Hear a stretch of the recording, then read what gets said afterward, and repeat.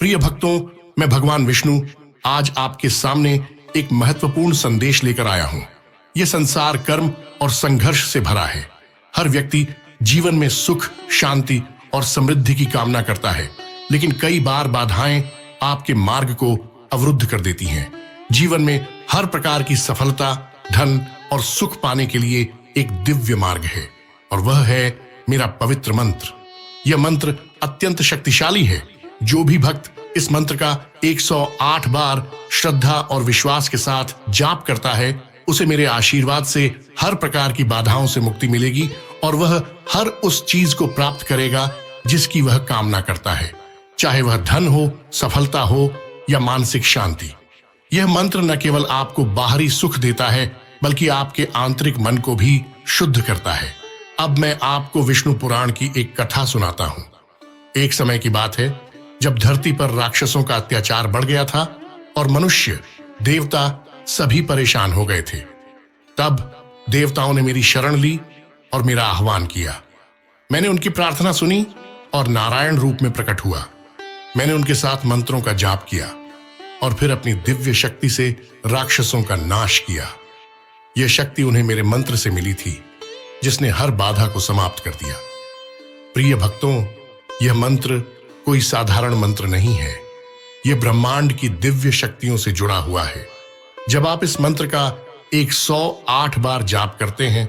तो मैं स्वयं आपके जीवन में प्रवेश करता हूं और आपकी हर कठिनाई को दूर करता हूं। चाहे वह धन की कमी हो, चाहे वह शारीरिक समस्या हो या मानसिक अशांति, मेरे इस पवित्र मंत्र का जाप करने से हर समस्या का समाधान होता है। और याद रखो, जहां मेरा नाम लिया जाता है, वहां मेरी अर्धांगिनी देवी लक्ष्मी भी प्रसन्न होती हैं। मां लक्ष्मी, जो धन और समृद्धि की देवी हैं, वे भी मेरे भक्तों पर अपनी कृपा बरसाती हैं। जब आप श्रद्धा से मेरा मंत्र जपते हैं, तो मां लक्ष्मी स्वयं आपके जीवन में धन और वैभव की वर्षा करती हैं। तो हे मेरे प्रिय भक्तों, अगर आप जीवन में सच्ची समृद्धि, शांति और सफलता पाना चाहते हैं, तो इस मंत्र का 108 बार जाप या श्रवण करें। यह मंत्र आपके जीवन की हर बाधा को समाप्त करेगा और आपके सभी सपनों को साकार करेगा। मैं आपसे वादा करता हूं, अगर आप इस मंत्र का सच्चे मन से जाप करेंगे, तो मैं स्वयं आपके जीवन में आऊंगा और आपको हर प्रकार की समृद्धि और आशीर्वाद प्रदान करूंगा। जब आप इस मंत्र का जाप करेंगे, तो आपके जीवन में अद्भुत परिवर्तन आएंगे। आपका स्वास्थ्य उत्तम होगा, आपके धन में वृद्धि होगी और आपको मानसिक शांति प्राप्त होगी। तो भक्तों, आज से ही मेरे इस मंत्र का 108 बार जाप या श्रवण करना शुरू करें। मेरा आशीर्वाद सदा आपके साथ रहेगा। और याद रखें, मां लक्ष्मी की कृपा भी उन्हीं पर होती है जो सच्चे मन से मेरा आह्वान करते हैं। आपके जीवन में धन, शांति और समृद्धि सदा बनी रहेगी। कृपा पाने के लिए वीडियो को लाइक करके चैनल को सब्सक्राइब जरूर करें और कमेंट में मेरा नाम लिखना न भूलें। मंत्र इस प्रकार है। शान्ताकारं भुजगशयनं पद्मनाभं सुरेशं विश्वाधारं गगनसदृशं मेघवर्णं शुभांगं लक्ष्मीकान्तं कमलनयनं योगिविधर्यानगम्यं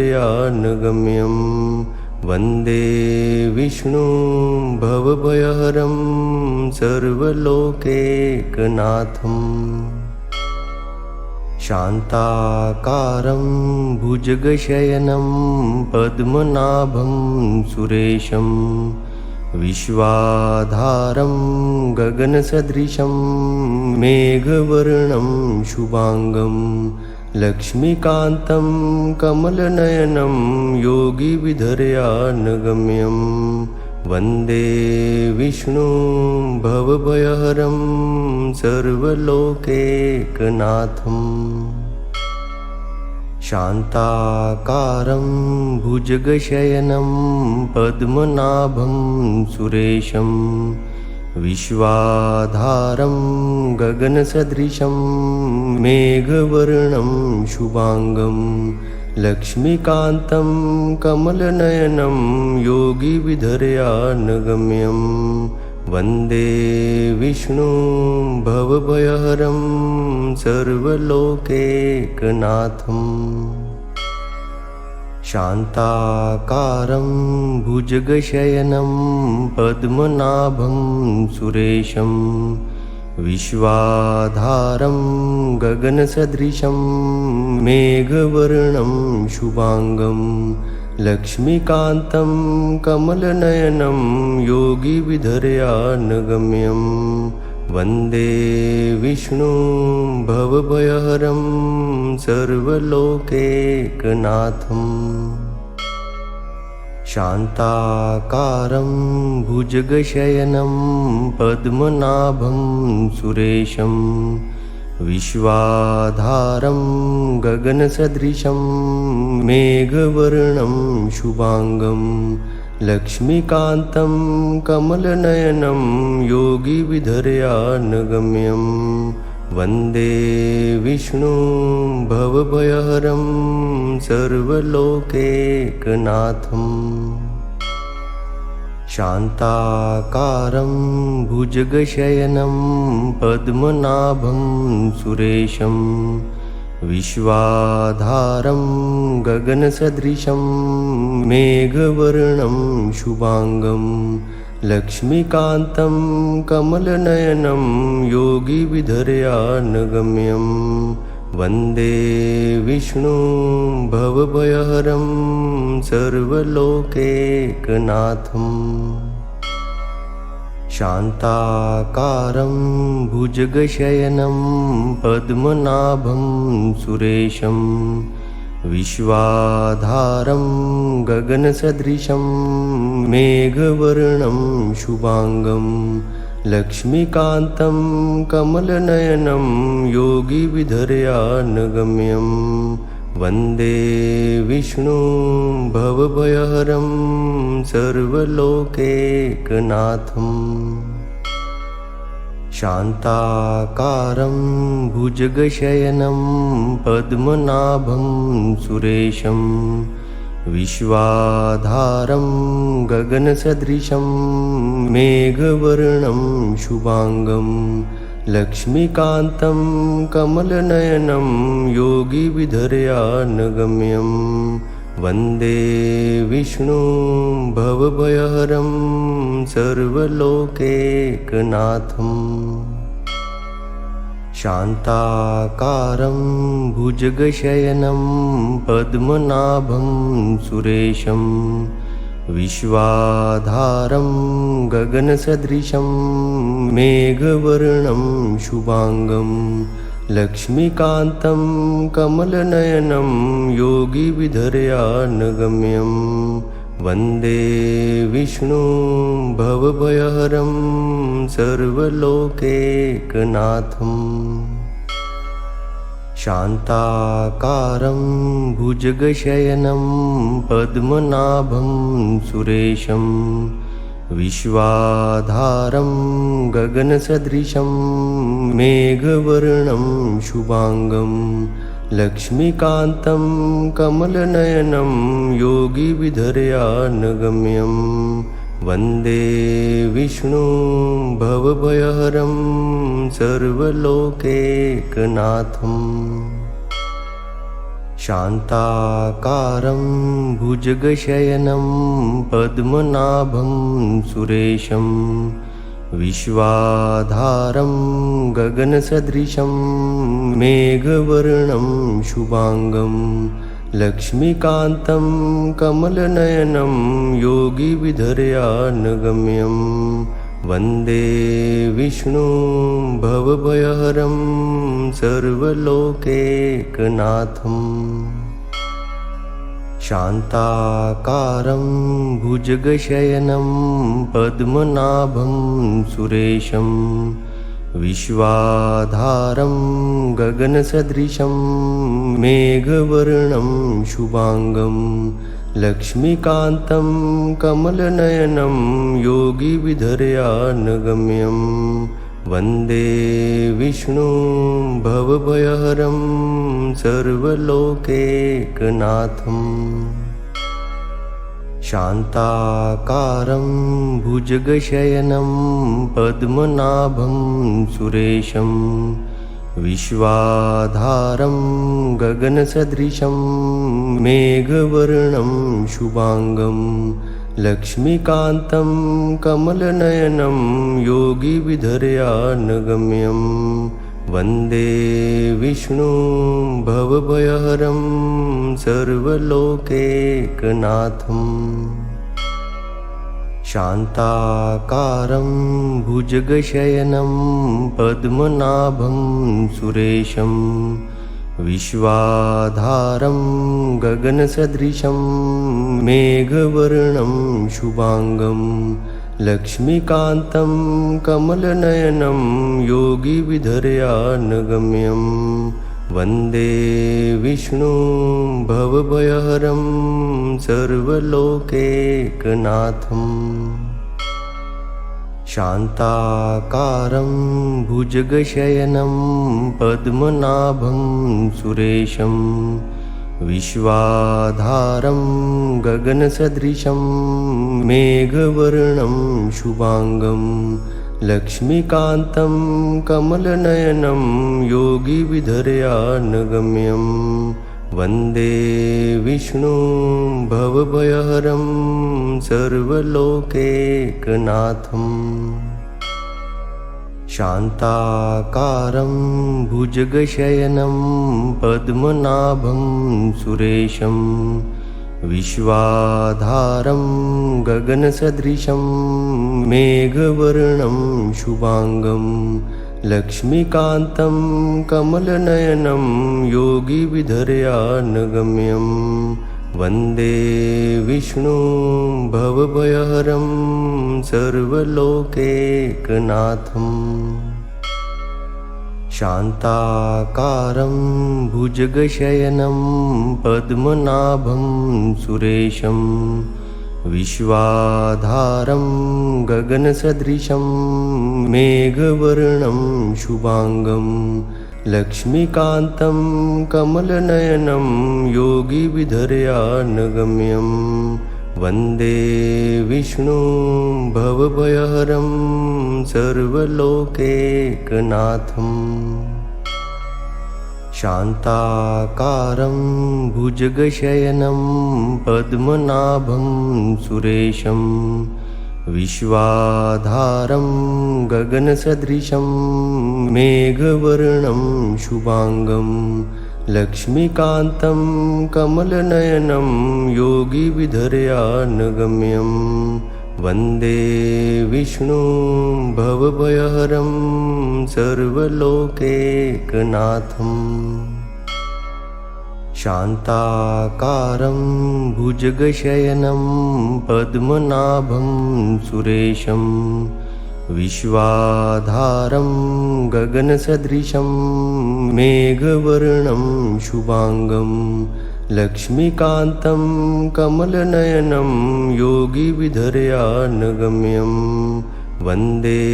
विष्णुं भवभयहरं सर्वलोकैकनाथम् शान्ताकारं भुजगशयनं पद्मनाभं सुरेशं विश्वाधारं गगनसदृशं मेघवर्णं शुभांगं लक्ष्मीकान्तं कमलनयनं योगिविधर्यानगम्यं वन्दे विष्णुं भवभयहरं सर्वलोकैकनाथम् शान्ताकारं भुजगशयनं पद्मनाभं सुरेशं विश्वाधारं गगनसदृशं मेघवर्णं शुभांगं लक्ष्मीकान्तं कमलनयनं योगिविधर्यानगम्यं वन्दे विष्णुं भवभयहरं सर्वलोकैकनाथम् शान्ताकारं भुजगशयनं पद्मनाभं सुरेशं विश्वाधारं गगनसदृशं मेघवर्णं शुभांगं लक्ष्मीकान्तं कमलनयनं योगिविधर्यानगम्यं वन्दे विष्णुं भवभयहरं सर्वलोकैकनाथम् शान्ताकारं भुजगशयनं पद्मनाभं सुरेशं विश्वाधारं गगनसदृशं मेघवर्णं शुभांगं लक्ष्मीकान्तं कमलनयनं योगिविधर्यानगम्यं वन्दे विष्णुं भवभयहरं सर्वलोकैकनाथम् शान्ताकारं भुजगशयनं पद्मनाभं सुरेशं विश्वाधारं गगनसदृशं मेघवर्णं शुभांगं लक्ष्मीकान्तं कमलनयनं योगिविधर्यानगम्यं वन्दे विष्णुं भवभयहरं सर्वलोकैकनाथम् शान्ताकारं भुजगशयनं पद्मनाभं सुरेशं विश्वाधारं गगनसदृशं मेघवर्णं शुभांगं लक्ष्मीकान्तं कमलनयनं योगिविधर्यानगम्यं वन्दे विष्णुं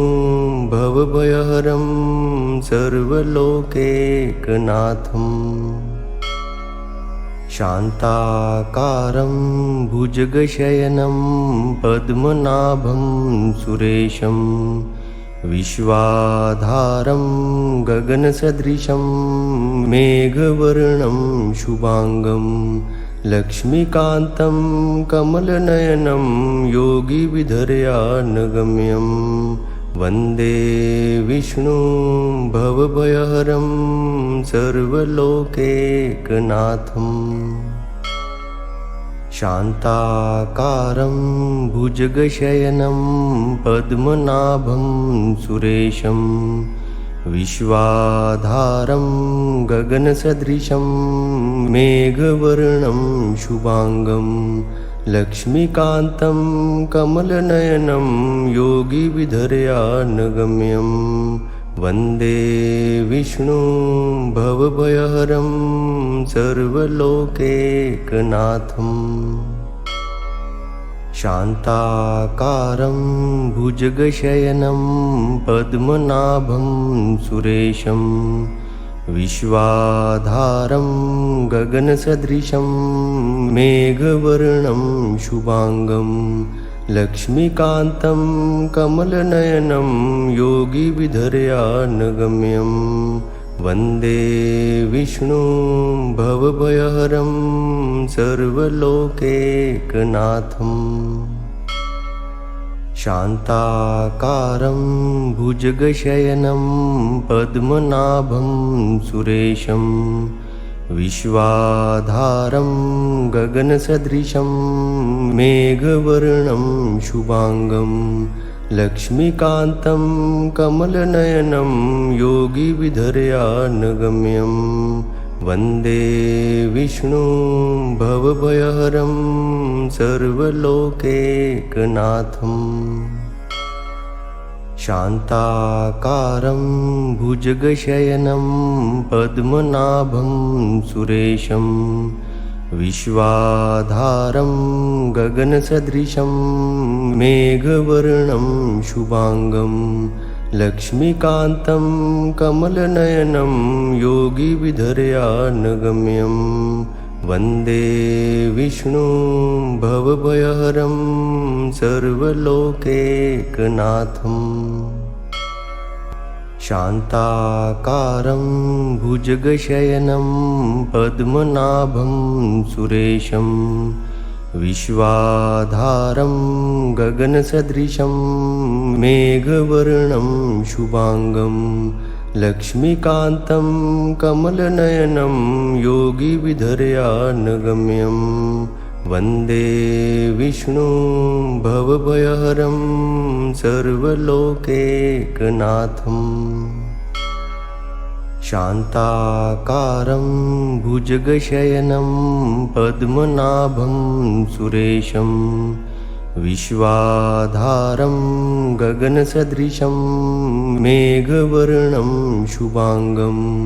लक्ष्मीकान्तं कमलनयनं योगिविधर्यानगम्यं वन्दे विष्णुं भवभयहरं सर्वलोकैकनाथम् शान्ताकारं भुजगशयनं पद्मनाभं सुरेशं विश्वाधारं गगनसदृशं मेघवर्णं शुभांगं लक्ष्मीकान्तं कमलनयनं योगिविधर्यानगम्यं वन्दे विष्णुं भवभयहरं सर्वलोकैकनाथम् शान्ताकारं भुजगशयनं पद्मनाभं सुरेशं विश्वाधारं गगनसदृशं मेघवर्णं शुभांगं लक्ष्मीकान्तं कमलनयनं योगिविधर्यानगम्यं वन्दे विष्णुं भवभयहरं सर्वलोकैकनाथम् शान्ताकारं भुजगशयनं पद्मनाभं सुरेशं विश्वाधारं गगनसदृशं मेघवर्णं शुभांगं लक्ष्मीकान्तं कमलनयनं योगिविधर्यानगम्यं वन्दे विष्णुं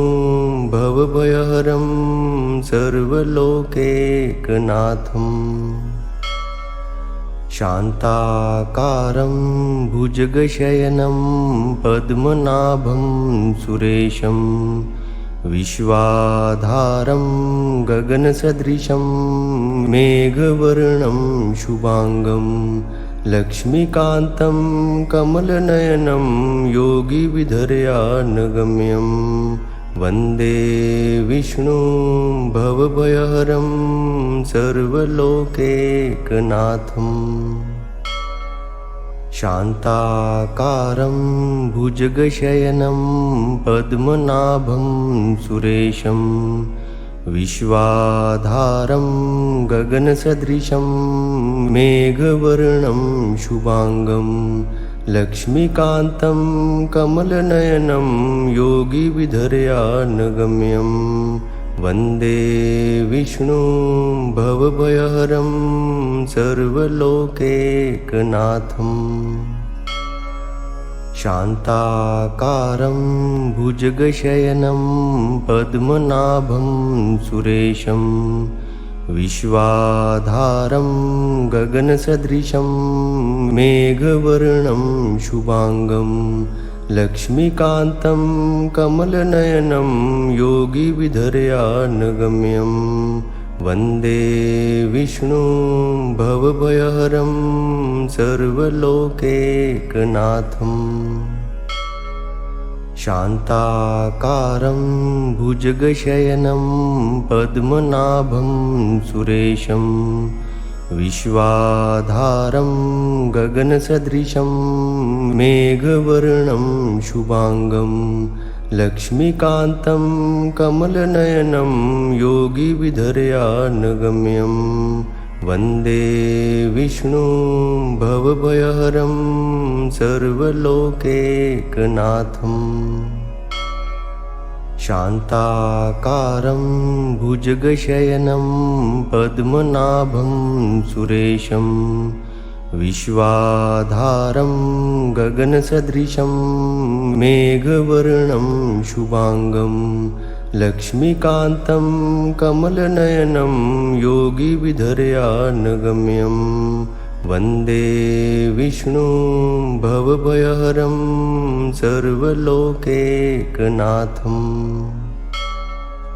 शान्ताकारं भुजगशयनं पद्मनाभं सुरेशं विश्वाधारं गगनसदृशं मेघवर्णं शुभांगं लक्ष्मीकान्तं कमलनयनं योगिविधर्यानगम्यं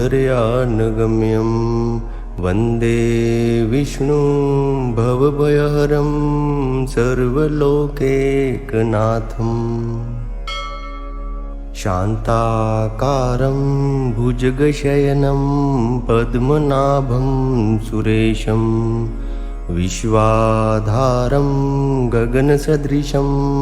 मेघवर्णं शुभांगं लक्ष्मीकान्तं कमलनयनं योगिविधर्यानगम्यं वन्दे विष्णुं भवभयहरं सर्वलोकैकनाथम् शान्ताकारं भुजगशयनं पद्मनाभं सुरेशं विश्वाधारं गगनसदृशं मेघवर्णं शुभांगं लक्ष्मीकान्तं कमलनयनं योगिविधर्यानगम्यं वन्दे विष्णुं भवभयहरं सर्वलोकैकनाथम् शान्ताकारं भुजगशयनं पद्मनाभं सुरेशं विश्वाधारं गगनसदृशं मेघवर्णं शुभांगं लक्ष्मीकान्तं कमलनयनं योगिविधर्यानगम्यं वन्दे विष्णुं भवभयहरं सर्वलोकैकनाथम् शान्ताकारं भुजगशयनं पद्मनाभं सुरेशं विश्वाधारं गगनसदृशं मेघवर्णं शुभांगं लक्ष्मीकान्तं कमलनयनं योगिविधर्यानगम्यं वन्दे विष्णुं भवभयहरं सर्वलोकैकनाथम् शान्ताकारं भुजगशयनं पद्मनाभं सुरेशं विश्वाधारं गगनसदृशं मेघवर्णं शुभांगं लक्ष्मीकान्तं कमलनयनं योगिविधर्यानगम्यं वन्दे विष्णुं भवभयहरं सर्वलोकैकनाथम् शान्ताकारं भुजगशयनं पद्मनाभं सुरेशं विश्वाधारं गगनसदृशं मेघवर्णं शुभांगं लक्ष्मीकान्तं कमलनयनं योगिविधर्यानगम्यं वन्दे विष्णुं भवभयहरं सर्वलोकैकनाथम् शान्ताकारं भुजगशयनं पद्मनाभं सुरेशं विश्वाधारं गगनसदृशं मेघवर्णं शुभांगं लक्ष्मीकान्तं कमलनयनं योगिविधर्यानगम्यं वन्दे विष्णुं भवभयहरं सर्वलोकैकनाथम् शान्ताकारं भुजगशयनं पद्मनाभं सुरेशं विश्वाधारं गगनसदृशं मेघवर्णं शुभांगं लक्ष्मीकान्तं कमलनयनं योगिविधर्यानगम्यं वन्दे विष्णुं भवभयहरं सर्वलोकैकनाथम् शान्ताकारं भुजगशयनं पद्मनाभं सुरेशं विश्वाधारं गगनसदृशं मेघवर्णं शुभांगं लक्ष्मीकान्तं कमलनयनं योगिविधर्यानगम्यं वन्दे विष्णुं भवभयहरं सर्वलोकैकनाथम् शान्ताकारं भुजगशयनं पद्मनाभं सुरेशं विश्वाधारं गगनसदृशं मेघवर्णं शुभांगं लक्ष्मीकान्तं कमलनयनं योगिविधर्यानगम्यं वन्दे विष्णुं भवभयहरं सर्वलोकैकनाथम् शान्ताकारं भुजगशयनं पद्मनाभं सुरेशं विश्वाधारं गगनसदृशं मेघवर्णं शुभांगं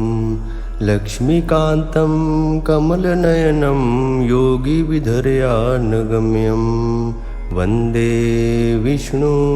भवभयहरं सर्वलोकैकनाथम् शान्ताकारं भुजगशयनं पद्मनाभं सुरेशं विश्वाधारं गगनसदृशं मेघवर्णं शुभांगं लक्ष्मीकान्तं कमलनयनं योगिविधर्यानगम्यं वन्दे विष्णुं भवभयहरं सर्वलोकैकनाथम् शान्ताकारं भुजगशयनं पद्मनाभं सुरेशं विश्वाधारं गगनसदृशं मेघवर्णं शुभांगं लक्ष्मीकान्तं कमलनयनं योगिविधर्यानगम्यं वन्दे विष्णुं भवभयहरं सर्वलोकैकनाथम् शान्ताकारं भुजगशयनं पद्मनाभं सुरेशं विश्वाधारं गगनसदृशं मेघवर्णं शुभांगं लक्ष्मीकान्तं कमलनयनं योगिविधर्यानगम्यं वन्दे विष्णुं भवभयहरं सर्वलोकैकनाथम् शान्ताकारं भुजगशयनं पद्मनाभं सुरेशं विश्वाधारं गगनसदृशं मेघवर्णं शुभांगं लक्ष्मीकान्तं कमलनयनं योगिविधर्यानगम्यं वन्दे विष्णुं भवभयहरं सर्वलोकैकनाथम् शान्ताकारं भुजगशयनं पद्मनाभं सुरेशं विश्वाधारं गगनसदृशं मेघवर्णं शुभांगं लक्ष्मीकान्तं कमलनयनं योगिविधर्यानगम्यं वन्दे विष्णुं भवभयहरं सर्वलोकैकनाथम् शान्ताकारं भुजगशयनं पद्मनाभं सुरेशं विश्वाधारं गगनसदृशं मेघवर्णं शुभांगं लक्ष्मीकान्तं कमलनयनं योगिविधर्यानगम्यं वन्दे विष्णुं भवभयहरं सर्वलोकैकनाथम् शान्ताकारं भुजगशयनं पद्मनाभं सुरेशं विश्वाधारं गगनसदृशं मेघवर्णं शुभांगं लक्ष्मीकान्तं कमलनयनं योगिविधर्यानगम्यं वन्दे विष्णुं भवभयहरं सर्वलोकैकनाथम् शान्ताकारं भुजगशयनं पद्मनाभं सुरेशं विश्वाधारं गगनसदृशं मेघवर्णं शुभांगं लक्ष्मीकान्तं कमलनयनं योगिविधर्यानगम्यं वन्दे विष्णुं भवभयहरं सर्वलोकैकनाथम् शान्ताकारं भुजगशयनं पद्मनाभं सुरेशं विश्वाधारं गगनसदृशं मेघवर्णं शुभांगं लक्ष्मीकान्तं कमलनयनं योगिविधर्यानगम्यं वन्दे विष्णुं भवभयहरं सर्वलोकैकनाथम् शान्ताकारं भुजगशयनं पद्मनाभं सुरेशं विश्वाधारं गगनसदृशं मेघवर्णं शुभांगं लक्ष्मीकान्तं कमलनयनं योगिविधर्यानगम्यं वन्दे विष्णुं भवभयहरं सर्वलोकैकनाथम् शान्ताकारं भुजगशयनं पद्मनाभं सुरेशं विश्वाधारं गगनसदृशं मेघवर्णं शुभांगं लक्ष्मीकान्तं कमलनयनं योगिविधर्यानगम्यं वन्दे विष्णुं भवभयहरं सर्वलोकैकनाथम् शान्ताकारं भुजगशयनं पद्मनाभं सुरेशं विश्वाधारं गगनसदृशं मेघवर्णं शुभांगं लक्ष्मीकान्तं कमलनयनं योगिविधर्यानगम्यं वन्दे विष्णुं भवभयहरं सर्वलोकैकनाथम् शान्ताकारं भुजगशयनं पद्मनाभं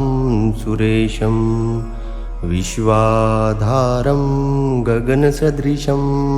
मेघवर्णं शुभांगं लक्ष्मीकान्तं कमलनयनं योगिविधर्यानगम्यं वन्दे विष्णुं भवभयहरं सर्वलोकैकनाथम् शान्ताकारं भुजगशयनं पद्मनाभं सुरेशं विश्वाधारं गगनसदृशं मेघवर्णं शुभांगं लक्ष्मीकान्तं कमलनयनं योगिविधर्यानगम्यं वन्दे विष्णुं भवभयहरं सर्वलोकैकनाथम् शान्ताकारं भुजगशयनं पद्मनाभं सुरेशं विश्वाधारं गगनसदृशं मेघवर्णं शुभांगं लक्ष्मीकान्तं कमलनयनं योगिविधर्यानगम्यं वन्दे विष्णुं भवभयहरं सर्वलोकैकनाथम् शान्ताकारं भुजगशयनं पद्मनाभं सुरेशं विश्वाधारं गगनसदृशं मेघवर्णं शुभांगं लक्ष्मीकान्तं कमलनयनं योगिविधर्यानगम्यं वन्दे विष्णुं भवभयहरं सर्वलोकैकनाथम् शान्ताकारं भुजगशयनं पद्मनाभं सुरेशं विश्वाधारं गगनसदृशं मेघवर्णं शुभांगं लक्ष्मीकान्तं कमलनयनं योगिविधर्यानगम्यं वन्दे विष्णुं भवभयहरं सर्वलोकैकनाथम् शान्ताकारं भुजगशयनं पद्मनाभं सुरेशं विश्वाधारं गगनसदृशं मेघवर्णं शुभांगं लक्ष्मीकान्तं कमलनयनं योगिविधर्यानगम्यं वन्दे विष्णुं भवभयहरं सर्वलोकैकनाथम् शान्ताकारं भुजगशयनं पद्मनाभं सुरेशं विश्वाधारं गगनसदृशं मेघवर्णं शुभांगं लक्ष्मीकान्तं कमलनयनं योगिविधर्यानगम्यं वन्दे विष्णुं भवभयहरं सर्वलोकैकनाथम् शान्ताकारं भुजगशयनं पद्मनाभं सुरेशं विश्वाधारं गगनसदृशं मेघवर्णं शुभांगं लक्ष्मीकान्तं कमलनयनं योगिविधर्यानगम्यं वन्दे विष्णुं भवभयहरं सर्वलोकैकनाथम् शान्ताकारं भुजगशयनं पद्मनाभं सुरेशं विश्वाधारं गगनसदृशं मेघवर्णं शुभांगं लक्ष्मीकान्तं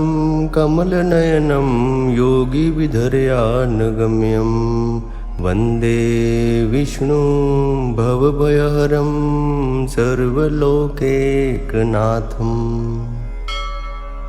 शान्ताकारं भुजगशयनं पद्मनाभं सुरेशं विश्वाधारं गगनसदृशं मेघवर्णं शुभांगं लक्ष्मीकान्तं कमलनयनं योगिविधर्यानगम्यं वन्दे विष्णुं भवभयहरं सर्वलोकैकनाथम् शान्ताकारं भुजगशयनं पद्मनाभं सुरेशं विश्वाधारं गगनसदृशं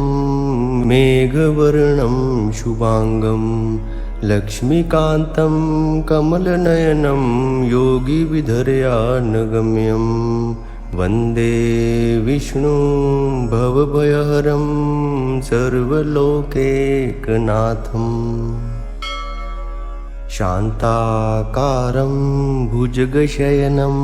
पद्मनाभं सुरेशं विश्वाधारं गगनसदृशं मेघवर्णं शुभांगं लक्ष्मीकान्तं कमलनयनं योगिविधर्यानगम्यं वन्दे विष्णुं भवभयहरं सर्वलोकैकनाथम् शान्ताकारं भुजगशयनं पद्मनाभं सुरेशं विश्वाधारं गगनसदृशं मेघवर्णं शुभांगं लक्ष्मीकान्तं कमलनयनं योगिविधर्यानगम्यं वन्दे विष्णुं भवभयहरं सर्वलोकैकनाथम् शान्ताकारं भुजगशयनं पद्मनाभं सुरेशं विश्वाधारं गगनसदृशं मेघवर्णं शुभांगं लक्ष्मीकान्तं कमलनयनं योगिविधर्यानगम्यं वन्दे विष्णुं भवभयहरं सर्वलोकैकनाथम् शान्ताकारं भुजगशयनं पद्मनाभं सुरेशं विश्वाधारं गगनसदृशं मेघवर्णं शुभांगं लक्ष्मीकान्तं कमलनयनं योगिविधर्यानगम्यं वन्दे विष्णुं भवभयहरं सर्वलोकैकनाथम् शान्ताकारं भुजगशयनं पद्मनाभं सुरेशं विश्वाधारं गगनसदृशं मेघवर्णं शुभांगं लक्ष्मीकान्तं कमलनयनं योगिविधर्यानगम्यं वन्दे विष्णुं भवभयहरं सर्वलोकैकनाथम् शान्ताकारं भुजगशयनं पद्मनाभं सुरेशं विश्वाधारं गगनसदृशं मेघवर्णं शुभांगं लक्ष्मीकान्तं कमलनयनं योगिविधर्यानगम्यं वन्दे विष्णुं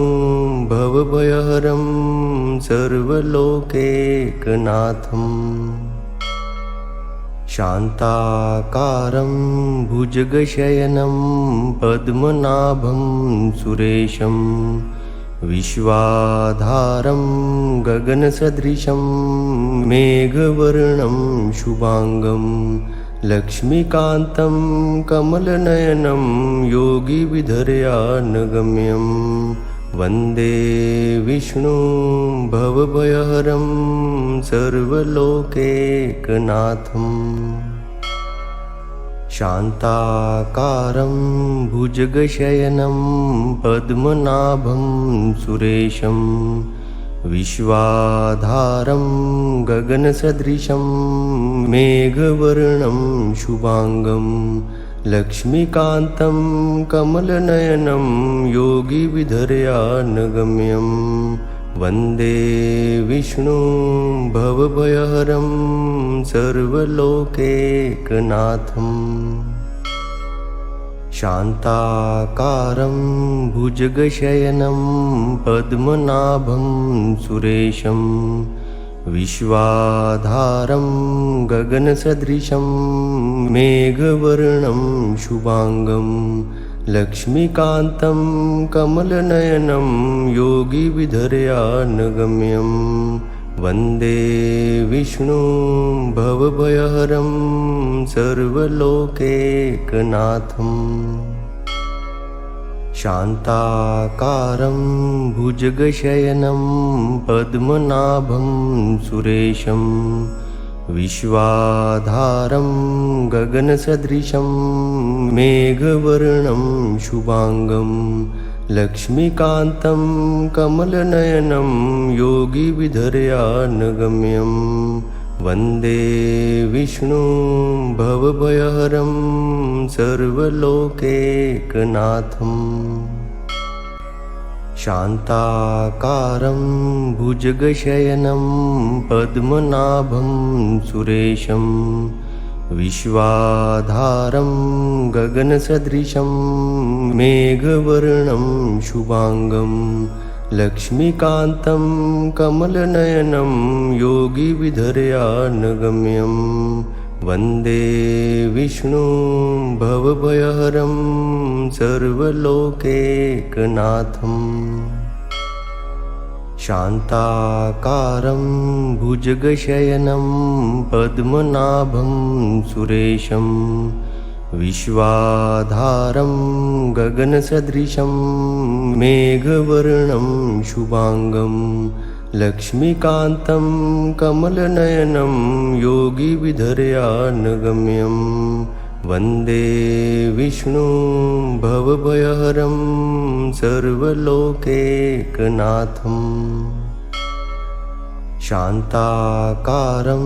भुजगशयनं पद्मनाभं सुरेशं विश्वाधारं गगनसदृशं मेघवर्णं शुभांगं लक्ष्मीकान्तं कमलनयनं योगिविधर्यानगम्यं वन्दे विष्णुं भवभयहरं सर्वलोकैकनाथम्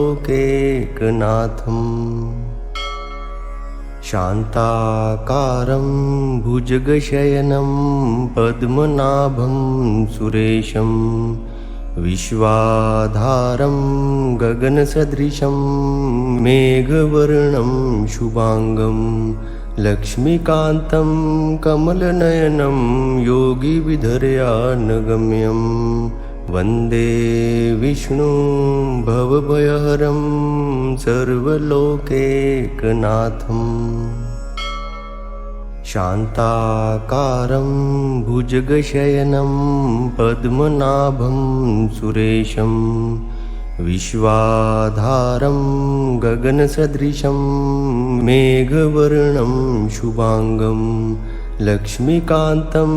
कमलनयनं योगिविधर्यानगम्यं वन्दे विष्णुं भवभयहरं सर्वलोकैकनाथम् शान्ताकारं भुजगशयनं पद्मनाभं सुरेशं विश्वाधारं गगनसदृशं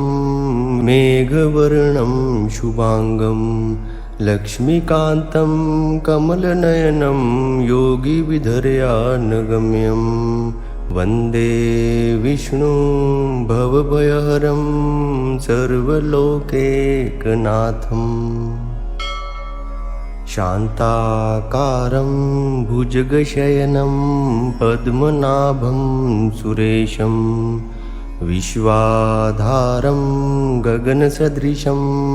मेघवर्णं शुभांगं लक्ष्मीकान्तं कमलनयनं योगिविधर्यानगम्यं वन्दे विष्णुं भवभयहरं सर्वलोकैकनाथम् शान्ताकारं भुजगशयनं पद्मनाभं सुरेशं विश्वाधारं गगनसदृशं मेघवर्णं शुभांगं लक्ष्मीकान्तं कमलनयनं योगिविधर्यानगम्यं वन्दे विष्णुं भवभयहरं सर्वलोकैकनाथम् शान्ताकारं भुजगशयनं पद्मनाभं सुरेशं विश्वाधारं गगनसदृशं मेघवर्णं शुभांगं लक्ष्मीकान्तं कमलनयनं योगिविधर्यानगम्यं वन्दे विष्णुं भवभयहरं सर्वलोकैकनाथम् शान्ताकारं भुजगशयनं पद्मनाभं सुरेशं विश्वाधारं गगनसदृशं मेघवर्णं शुभांगं लक्ष्मीकान्तं कमलनयनं योगिविधर्यानगम्यं वन्दे विष्णुं भवभयहरं सर्वलोकैकनाथम् शान्ताकारं भुजगशयनं पद्मनाभं सुरेशं विश्वाधारं गगनसदृशं मेघवर्णं शुभांगं लक्ष्मीकान्तं कमलनयनं योगिविधर्यानगम्यं वन्दे विष्णुं भवभयहरं सर्वलोकैकनाथम् शान्ताकारं भुजगशयनं पद्मनाभं सुरेशं विश्वाधारं गगनसदृशं मेघवर्णं शुभांगं लक्ष्मीकान्तं कमलनयनं योगिविधर्यानगम्यं वन्दे विष्णुं भवभयहरं सर्वलोकैकनाथम् शान्ताकारं भुजगशयनं पद्मनाभं सुरेशं विश्वाधारं गगनसदृशं मेघवर्णं शुभांगं लक्ष्मीकान्तं कमलनयनं योगिविधर्यानगम्यं वन्दे विष्णुं भवभयहरं सर्वलोकैकनाथम् शान्ताकारं भुजगशयनं पद्मनाभं सुरेशं विश्वाधारं गगनसदृशं मेघवर्णं शुभांगं लक्ष्मीकान्तं कमलनयनं योगिविधर्यानगम्यं वन्दे विष्णुं भवभयहरं सर्वलोकैकनाथम् शान्ताकारं भुजगशयनं पद्मनाभं सुरेशं विश्वाधारं गगनसदृशं मेघवर्णं शुभांगं लक्ष्मीकान्तं कमलनयनं योगिविधर्यानगम्यं वन्दे विष्णुं भवभयहरं सर्वलोकैकनाथम् शान्ताकारं भुजगशयनं पद्मनाभं सुरेशं विश्वाधारं गगनसदृशं मेघवर्णं शुभांगं लक्ष्मीकान्तं कमलनयनं योगिविधर्यानगम्यं वन्दे विष्णुं भवभयहरं सर्वलोकैकनाथम् शान्ताकारं भुजगशयनं पद्मनाभं सुरेशं विश्वाधारं गगनसदृशं मेघवर्णं शुभांगं लक्ष्मीकान्तं कमलनयनं योगिविधर्यानगम्यं वन्दे विष्णुं भवभयहरं सर्वलोकैकनाथम् शान्ताकारं भुजगशयनं पद्मनाभं सुरेशं विश्वाधारं गगनसदृशं मेघवर्णं शुभांगं लक्ष्मीकान्तं कमलनयनं योगिविधर्यानगम्यं वन्दे विष्णुं भवभयहरं सर्वलोकैकनाथम् शान्ताकारं भुजगशयनं पद्मनाभं सुरेशं विश्वाधारं गगनसदृशं मेघवर्णं शुभांगं लक्ष्मीकान्तं कमलनयनं योगिविधर्यानगम्यं वन्दे विष्णुं भवभयहरं सर्वलोकैकनाथम् शान्ताकारं भुजगशयनं पद्मनाभं सुरेशं विश्वाधारं गगनसदृशं मेघवर्णं शुभांगं लक्ष्मीकान्तं कमलनयनं योगिविधर्यानगम्यं वन्दे विष्णुं भवभयहरं सर्वलोकैकनाथम् शान्ताकारं भुजगशयनं पद्मनाभं सुरेशं विश्वाधारं गगनसदृशं मेघवर्णं शुभांगं लक्ष्मीकान्तं कमलनयनं योगिविधर्यानगम्यं वन्दे विष्णुं भवभयहरं सर्वलोकैकनाथम् शान्ताकारं भुजगशयनं पद्मनाभं सुरेशं विश्वाधारं गगनसदृशं मेघवर्णं शुभांगं लक्ष्मीकान्तं कमलनयनं योगिविधर्यानगम्यं वन्दे विष्णुं भवभयहरं सर्वलोकैकनाथम् शान्ताकारं भुजगशयनं पद्मनाभं सुरेशं विश्वाधारं गगनसदृशं मेघवर्णं शुभांगं लक्ष्मीकान्तं कमलनयनं योगिविधर्यानगम्यं वन्दे विष्णुं भवभयहरं सर्वलोकैकनाथम् शान्ताकारं भुजगशयनं पद्मनाभं सुरेशं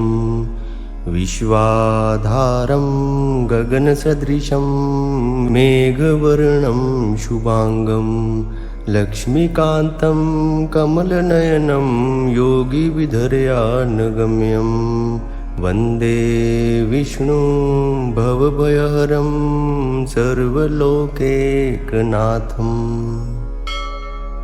शान्ताकारं भुजगशयनं पद्मनाभं सुरेशं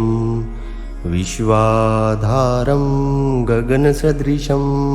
मेघवर्णं शुभांगं लक्ष्मीकान्तं कमलनयनं योगिविधर्यानगम्यं वन्दे विष्णुं भवभयहरं सर्वलोकैकनाथम्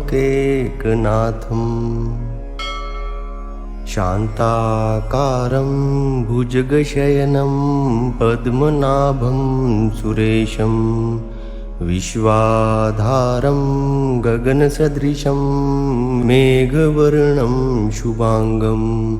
लक्ष्मीकान्तं कमलनयनं योगिविधर्यानगम्यं वन्दे विष्णुं भवभयहरं सर्वलोकैकनाथम् शान्ताकारं भुजगशयनं पद्मनाभं सुरेशं विश्वाधारं गगनसदृशं मेघवर्णं शुभांगं लक्ष्मीकान्तं कमलनयनं योगिविधर्यानगम्यं वन्दे विष्णुं भवभयहरं सर्वलोकैकनाथम् शान्ताकारं भुजगशयनं पद्मनाभं सुरेशं विश्वाधारं गगनसदृशं मेघवर्णं शुभांगं लक्ष्मीकान्तं कमलनयनं योगिविधर्यानगम्यं वन्दे विष्णुं भवभयहरं सर्वलोकैकनाथम् शान्ताकारं भुजगशयनं पद्मनाभं सुरेशं विश्वाधारं गगनसदृशं मेघवर्णं शुभांगं लक्ष्मीकान्तं कमलनयनं योगिविधर्यानगम्यं वन्दे विष्णुं भवभयहरं सर्वलोकैकनाथम् शान्ताकारं भुजगशयनं पद्मनाभं सुरेशं विश्वाधारं गगनसदृशं मेघवर्णं शुभांगं लक्ष्मीकान्तं कमलनयनं योगिविधर्यानगम्यं वन्दे विष्णुं भवभयहरं सर्वलोकैकनाथम् शान्ताकारं भुजगशयनं पद्मनाभं सुरेशं विश्वाधारं गगनसदृशं मेघवर्णं शुभांगं लक्ष्मीकान्तं कमलनयनं योगिविधर्यानगम्यं वन्दे विष्णुं भवभयहरं सर्वलोकैकनाथम् शान्ताकारं भुजगशयनं पद्मनाभं सुरेशं विश्वाधारं गगनसदृशं मेघवर्णं शुभांगं लक्ष्मीकान्तं कमलनयनं योगिविधर्यानगम्यं वन्दे विष्णुं भवभयहरं सर्वलोकैकनाथम् शान्ताकारं भुजगशयनं पद्मनाभं सुरेशं विश्वाधारं गगनसदृशं मेघवर्णं शुभांगं लक्ष्मीकान्तं कमलनयनं योगिविधर्यानगम्यं वन्दे विष्णुं भवभयहरं सर्वलोकैकनाथम् शान्ताकारं भुजगशयनं पद्मनाभं सुरेशं विश्वाधारं गगनसदृशं मेघवर्णं शुभांगं लक्ष्मीकान्तं कमलनयनं योगिविधर्यानगम्यं वन्दे विष्णुं भवभयहरं सर्वलोकैकनाथम् शान्ताकारं भुजगशयनं पद्मनाभं सुरेशं विश्वाधारं गगनसदृशं मेघवर्णं शुभांगं लक्ष्मीकान्तं कमलनयनं योगिविधर्यानगम्यं वन्दे विष्णुं भवभयहरं सर्वलोकैकनाथम्